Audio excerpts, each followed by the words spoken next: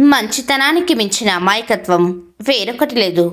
మంచితనమా లేక చేతకాని అమాయకత్వమా?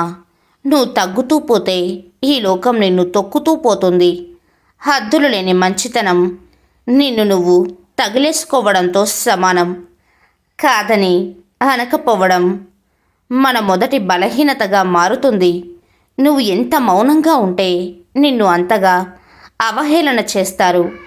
ఎవరి దగ్గర నీ విలువ ఎంత ఉందో తెలుసుకుని నడుచుకో. అందరి దగ్గర మంచి పేరు తెచ్చుకోవాలని చూడకు. బలిపశువు అయిపోతావు. నీకు విలువ లేని చోట నీకు గుర్తింపు ఉండదు. గుర్తుంచుకో, నువ్వు బాధపడుతూ ఎదుటివారిని సంతోషంగా ఉంచాల్సిన కర్మ నీకేం పట్టలేదు. ప్రతి ఒక్కరికి సరే అని చెప్పుకుంటూ పోతే నీ వరకు వచ్చేసరికి ఏమీ మిగలదు. సహాయం చెయ్యి, కానీ నువ్వు సహాయం అడిగే పరిస్థితికి రాకు. ఎక్కడ తగ్గాలో కాదు, కొన్నిసార్లు ఎక్కడ నెగ్గాలో కూడా తెలియాలి. మంచితనానికి సెల్ఫ్ రెస్పెక్ట్ లేకపోతే అది నీ చేతగానితనం అవుతుంది. నీ విలువ తెలియని చోట నీ మంచితనానికి విలువ లేదు మిత్రమా. ఆకులు రాలిపోతే అందం మాత్రమే తగ్గుతుంది, ప్రాణం కాదు. అలాగే డబ్బులు లేకపోతే విలువ మాత్రమే తగ్గుతుందేమో, వ్యక్తిత్వం కాదు. అందం కన్నా డబ్బు కన్నా వ్యక్తిత్వానికే విలువ ఎక్కువ. మనశ్శాంతి లేని మనసు మరణంతో సమానం. ఇది నిజమే కదా.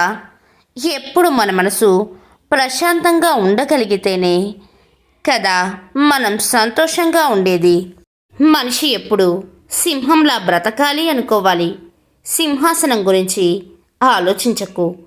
ఎందుకంటే సింహం ఎక్కడ కూర్చున్నా అది సింహాసనమే అవుతుంది. నీతో అవసరం ఉందంటే నిన్ను ప్రశంసిస్తూ, నీతో అవసరం లేదంటే నిన్ను విమర్శిస్తూ ఉండేవారిని నీ జీవితంలో ఎప్పటికీ నమ్మకు. అలాంటి వారికి ఎంత దూరంగా ఉంటే అంత మంచిది. మన జీవిత అర్ధరాత్రి ఉదయించే ఆలోచనలు, పొద్దున్నే ప్రశ్నించే సమస్యలు, పగలంతా పరిగెత్తే ఆశలు, ఇలా గడిచిపోతున్నాయి రోజులన్నీ.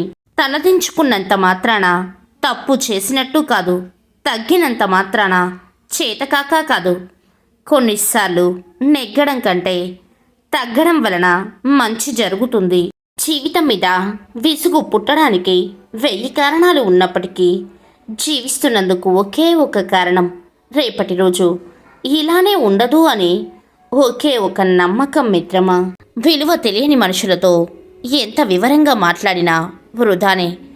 ఎందుకంటే అర్థం చేసుకునే మనసు లేని వారికి నిజాలు కూడా తప్పులానే కనిపిస్తాయి. గొప్పవాళ్ళుగా పుట్టలేదు ఎవరు, గొప్పవాళ్ళగా ఎదిగే వాళ్ళు అందరూ. నువ్వు గట్టిగా ప్రయత్నించు, పట్టుదలగా పోరాడు, అనుకున్నది సాధించు. గొప్ప వాళ్ళలో ఒకటిగా నీ స్థానం ఉండాలి. గొప్పవారివని చెప్పేలా నీ స్థాయి పెరగాలి మిత్రమా.